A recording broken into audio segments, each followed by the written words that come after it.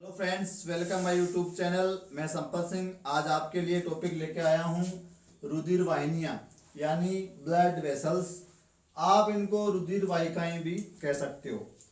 अब ये है क्या, देखो, ये हमारे रक्त परिसंचरण तंत्र का भाग है। हमारा जो ब्लड सर्कुलेटरी सिस्टम होता है, रक्त परिसंचरण तंत्र, उसको पढ़ने के लिए हमको तीन चार चीजें पढ़नी पड़ती है। एक तो पढ़ना पड़ता है हृदय यानी हार्ट, एक पढ़ना पड़ता है रुधिर यानी ब्लड, और एक पढ़ना पड़ती है ये हमारी यानी ब्लड वेसल्स यानी रुधिर वाहिनियां। तो आज जो हम पढ़ने जा रहे हैं वो ये पढ़ने जा रहे हैं ब्लड वेसल्स यानी रुधिर वाहिनियां। तो इनके बारे में आज का टॉपिक है हमारा। तो चलो शुरू करते हैं। रुधिर वाहिनियां या वाहिकाएं या ब्लड वेसल्स, देखो, ये एक नलिकाकार संरचनाएं होती है जो जो रुधिर होता है उसको शरीर के सभी भागों तक, सभी अंगों तक, सभी ऊतकों तक, सभी कोशिकाओं तक पहुंचाने का कार्य करती है। तो वो नलिकाकार रचनाएं जो ब्लड को हृदय से शरीर के सभी भागों, अंगों, ऊतकों तक पहुंचाने का कार्य करती है, वो रुधिर वाहिनियां यानी ब्लड वेसल्स कहलाती है। और हमारे शरीर में इनका जाल पाया जाता है और हर जगह ब्लड की सप्लाई कर देती है। अब ये होती कितने प्रकार की है, तो ये तीन प्रकार की होती है। रुधिर वाहिनियां तीन प्रकार की होती है। कौन कौन सी होती है? नंबर एक होती है हमारी धमनी यानी आर्टरी। नंबर दो होती है शिरा यानी वेन्स। और तीसरी होती है कैपिलरी यानी केशिकाएं। तो धमनियां, शिराएं या केशिकाएं, या धमनी, शिरा, केशिका, आर्टरी, वेन्स और कैपिलरीज। तो ये तीन प्रकार की हमारे शरीर में रुधिर वाहिकाएं, वाहिनियां या ब्लड वेसल्स पाई जाती है। अब इनके अंदर क्या है कि ये जो धमनी और शिरा होती है, उनकी जो भित्ति होती है वो तीन प्रकार के जो लेयर से बनी होती है। तीन प्रकार के उसमें ऊतकों की लेयर पाई जाती है। जैसे मान लो ये कोई धमनी या शिराम लेयर है, ये नलिका है और ये उसका अनुप्रस्थ काट है। तो यहाँ हमको कितनी लेयर मिलेगी? तीन लेयर मिलेगी, तीन स्तर मिलेंगे संयोजी ऊतकों के बने हुए। ये हो गया दो,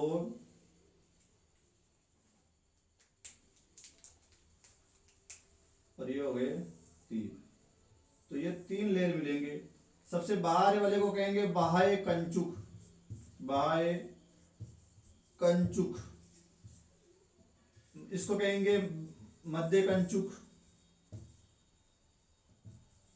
जो मध्य में पाया जाता है, बाहर पाया जाता है। ये सबसे हो गया अंतर या आंतरिक कंचुक। और आंतरिक जो कंचुक होता है वो कांच की तरह एकदम चिकना फिसलनदार होता है, जिसमें इसके टच में हमारा जो ब्लड है वो बहता है। तो ये तीन स्तर पाए जाते हैं धमनी और शिरा की भित्ति में यानी उसकी दीवार में। तो अब हम पहले एक बार धमनी और शिरा को ले लेते हैं, उसके बाद केशिका को पढ़ेंगे। तो हमारा अभी ले रहे हैं धमनी और शिरा। तो इनका कहने वाला साथ में ये अंतर भी हो जाएगा, डिफरेंस बिटवीन आर्टरी और वीनस वेन्स। तो क्या है, तो इनके बारे में हम जान लेंगे और साथ में अंतर भी हो जाएगा। तो धमनी, धमनियां क्या होती है? जो धमनियां वो संरचनाएं होती है जो रुधिर को हृदय से अंगों की ओर ले जाती है। ये क्या करेगी?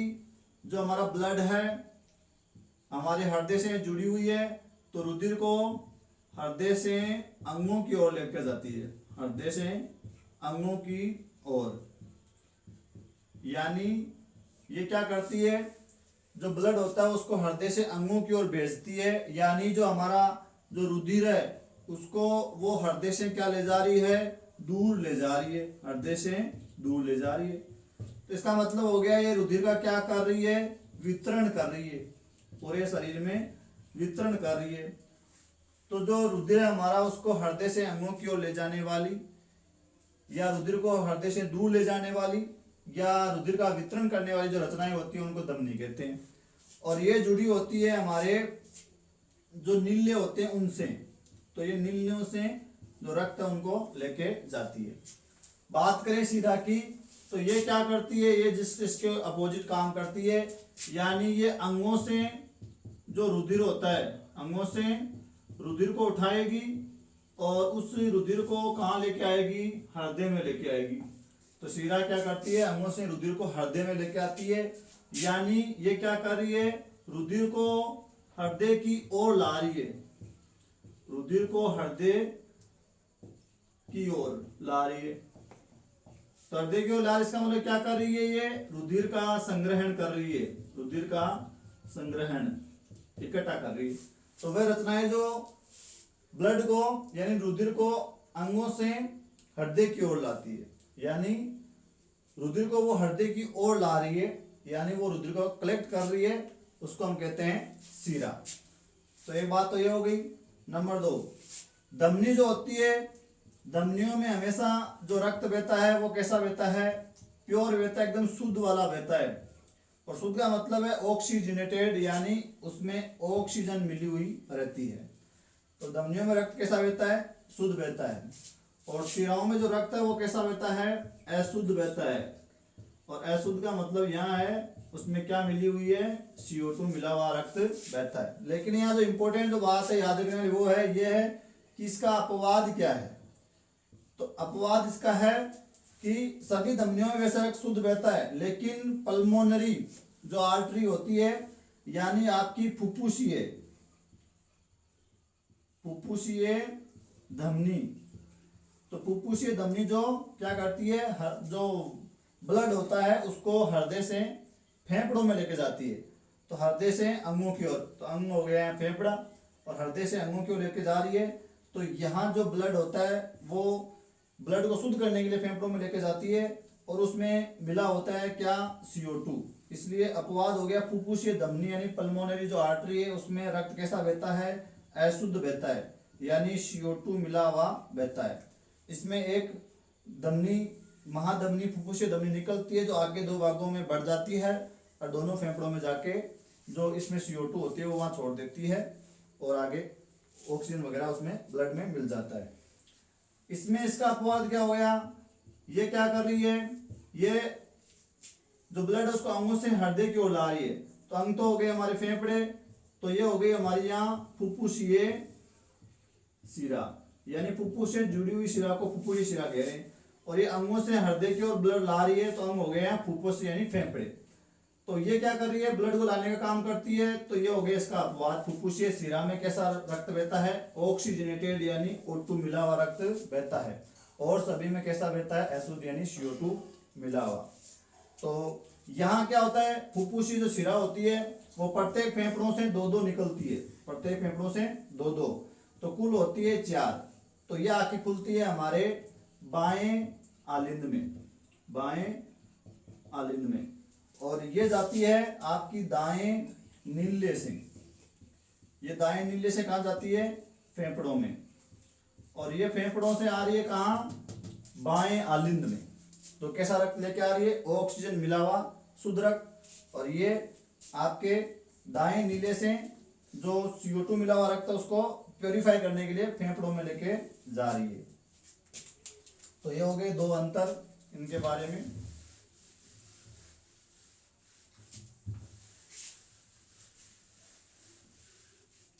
नेक्स्ट बात करते हैं धमनी की। तो धमनी में क्या है, जो इनकी जो भित्ति होती है या इनकी जो दीवार होती है वो कैसी होती है, मोटी होती है। साथ में कैसी होती है, लचीली होती है। साथ में कैसी होती है, प्रत्यास्थ होती है, यानी इलास्टिक होती है। तो मोटी, लचीली और प्रत्यास्थ होती है इनकी भित्ति, इनकी धमनियों की। और शिराओं की जो है वो कैसी होती है, इनकी जो भित्ति यानी जो दीवार होती है वो कैसी होती है, पतली होती है, और थोड़ी सी कम लचीली होती है, और अप्रत्यास्थ होती है, यानी इलास्टिक उसमें जो गुण है वो नहीं पाया जाता है, अप्रत्यास्थ। तो ऐसा होता है। ये हो गया तीसरा अंतर हमारा। चौथा, मोटी है, लचीली है, प्रत्यास्थ है, तो इसमें जो ब्लड है और ये हृदय के जो संकुचन होता है दोनों नीलियों में, तब धमनियों में रक्त फ्लो होता है। तो इनके दौरान, इसके दौरान क्या होता है, इसमें जो रक्त है वो तेजी से और उच्च दाब के साथ बहता है, उच्च दाब के साथ फ्लो होता है, क्योंकि नीले संकुचित होते हैं, यानी हृदय संकुचन हुआ तो ब्लड तेजी से आया इनमें, तो ये रक्त तेजी से और उच्च दाब या दाब के साथ फ्लो होता है, बहता है। और यहाँ जो है ये अंगों से हृदय की ओर आ रही है, तो यहाँ कोई संकुचन वाला काम है नहीं। तो यहाँ जो ब्लड है वो धीमे और कम दाब के साथ फ्लो होता है, यानी प्रवाह होता है, यानी बहता है। नेक्स्ट पांचवा अंतर, अब यहाँ उच्च तेजी से बह रहा है, उच्च दाब है, तो जगह जगह कपाट की जरूरत नहीं है, वाल की जरूरत नहीं है। वाल क्या करते हैं, ब्लड को विपरीत दिशा में जाने से रोकते हैं। तो इनमें क्या है, कपाट नहीं पाए जाते हैं, कपाट प्रेजेंट नहीं होते या नहीं पाए जाते हैं। लेकिन ध्यान रखने वाली बात है कि आपकी जो महाधमनी होती है, महाधमनी, और आपकी फुफ्फुसीय कांड, फुफ्फुसीय जो कांड होता है उसके जो शुरुआती भाग होते हैं, शुरुआती वाले भाग, उनमें कपाट पाए जाते हैं। और वो भी कैसे, अर्धचंद्राकार, अर्धचंद्राकार यानी आधे चांद के समान, सेमी लूनार। तो यहाँ कपाट नहीं है, लेकिन महाधमनी और फुफ्फुसीय कांड के शुरुआत, जहां से इनकी शुरुआत होती है, ओपनिंग होती है, वहां कपाट पाए जाते हैं, वो भी कैसे, अर्धचंद्राकार। और इनमें जो इनकी पूर्ण लंबाई होती है, उनमें जगह जगह आपको क्या मिलेंगे, कपाट मिलेंगे, वाल मिलेंगे। क्यों मिलेंगे, क्योंकि रक्त धीमे धीमे बह रहा है, तो वो विपरीत दिशा में जा सकता है, इसलिए जगह जगह आपको इसमें क्या मिलेंगे, वाल मिलेंगे, कपाट मिलेंगे। नंबर 6, धमनियां जो होती है उनका रंग आप देखोगे तो रंग के हिसाब से आपको कैसे दिखेगी, ये होती है गहरी लाल रंग की होती है, गहरी लाल, क्योंकि यहाँ ब्लड में ऑक्सीजन मिला हुआ है। और इनका जो रंग आप देखोगे वो होता है हल्का नीला, हल्का नीला, क्योंकि CO2 मिला हुआ है। नेक्स्ट बात करें हम 7वां, तो ये जो है वो शरीर में गहराई में स्थित होती है, गहराई में, यानी आपको यहाँ त्वचा के ऊपर दिखाई नहीं देगी। तो ये शरीर में गहराई में स्थित होती है। अपवाद स्वरूप ये ऊपर भी पाई जाती है, कहाँ, गले में, आपका गला होता है वहां भी ये जो आर्टरीज होती है वो बाहर होती है, गहराई में नहीं होती। आपकी पलकों में भी बाहर होती है, गहराई में नहीं होती है, तो वहां हम धड़कन को महसूस कर सकते हैं। तो ये शरीर में नॉर्मली कहाँ पाई जाती है, गहराई में। लेकिन अपवाद क्या है, गला, पलकें वगैरह। और ये क्या पाई जाती है, शरीर में गहराई में नहीं पाई जाती है, शरीर में ऊपर ही पाई जाती है। तो हम उनको देख सकते हैं। तो यहाँ आपको जो दिख रही है गहरी नीले रत्न की संरचना, तो ये है आपकी शिराएं, न कि धमनियां। तो ये ऊपर पाई जाती है और ये गहराई में पाई जाती है। नंबर 8 की बात करें अगले अंतर की या इनके बारे में, वो क्या है,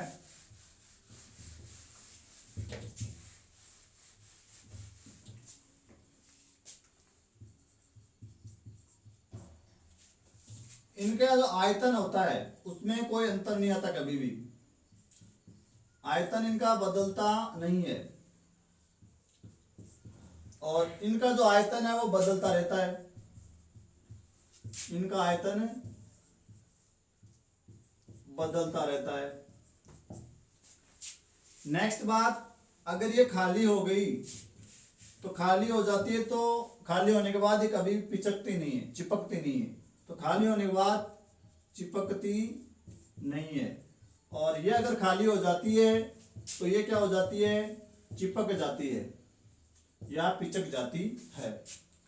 नेक्स्ट बात आती है मृत्यु उपरांत, यानी आदमी की मृत्यु हो गई तो धमनियां क्या हो जाती है, खाली हो जाती है, इनका सारा ब्लड निकल जाता है। मृत्यु के बाद धमनियां खाली हो जाती है। लेकिन मृत्यु उपरांत यानी मरने के बाद शिराएं वो खाली नहीं होती है, ये ब्लड से भरी ही रहती है और ये खाली हो जाती है।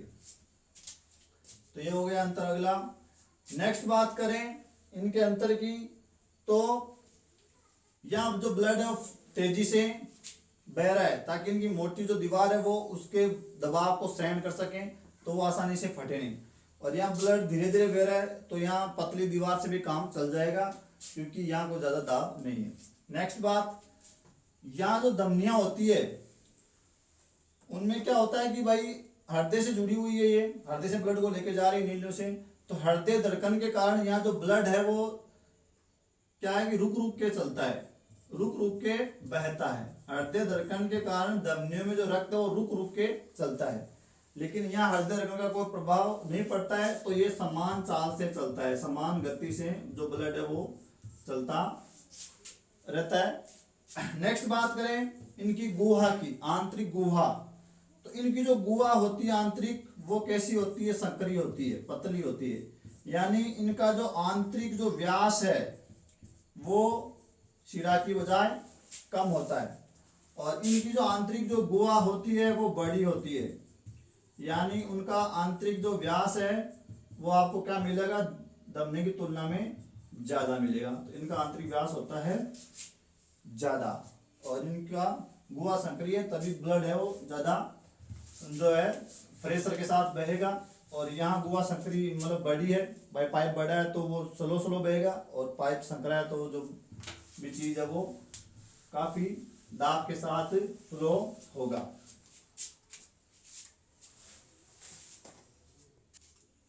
अच्छा, और जो धमनी है वो सबसे बड़ी धमनी कौन सी होती है? तो सबसे बड़ी धमनी का नाम होता है महाधमनी, जो प्योर जो ब्लड होता है उसको पूरे शरीर में सप्लाई करती है। अगर जो धमनियां जो पतली पतली होती है उनको क्या कहते हैं? तो पतली पतली धमनी को कहते हैं धमनिकाएं, धमनिकाएं। यहां सबसे बड़ी शिरा कौन सी मिलेगी? ऊर्ध्व महाशिरा और निम्न महाशिरा। ऊर्ध्व क्या करती है? ऊपर वाले जो पार्ट्स होते हैं वहां से अशुद्ध रक्त को कलेक्ट करती है, और हमारे जो आलिंद होती है उनमें लाके डालती है। कौन सा आलिंद? आपका दायां वाला आलिंद। तो ऊपरी वाले भागों से ऊर्ध्व महाशिरा अशुद्ध रक्त को कलेक्ट करके आपके दाएं आलिंद में लाके छोड़ती है, और निम्न महाशिरा क्या करते हैं? नीचे वाले पार्ट से अशुद्ध रक्त को कलेक्ट करती है और आपके दाएं वाले आलिंद में लाके छोड़ती है। इनको वेना कावा भी कहते हैं, वेना कावा के नाम से भी इसको जाना जाता है। और जो पतली पतली जो शिराएं होंगी उनको क्या कहें? सिरिकाएं। इनको धमनिकाएं और इनको सिरिकाएं। सबसे बड़ी होगी महाधमनी, और इनमें होगी ऊर्ध्व महाशिरा जो ऊपर से ब्लड को ला रही है, शुद्ध को कहाँ ला रही है? दाएं आलिंद में। निम्न महाशिरा नीचे से ब्लड ला रही है, कैसा? अशुद्ध, और कहाँ ला रही है? दाएं आलिंद में। और पतली पतली को क्या कहेंगे? सिरिकाएं। अब नेक्स्ट बात आती है कोरोनरी शिराएं भी होती है। कोरोनरी वो क्या करती है? जो हृदय की जो भित्ति होती है उससे अशुद्ध ब्लड को कलेक्ट करके आपके दाएं आलिंद में लाती है। कोरोनरी शिरा अशुद्ध रक्त को हृदय की भित्ति से दाएं आलिंद में लाके छोड़ती है, वो होगी कोरोनरी। और फुफ्फुसीय जो शिरा होती है वो कैसा ला रही है? शुद्ध रक्त ला रही है, कहां से? फेफड़ों से बाएं आलिंद में। और फुफ्फुसीय जो धमनी होती है वो अशुद्ध रक्त को दाएं नीले से कहां ले जा रही है? फेफड़ों में।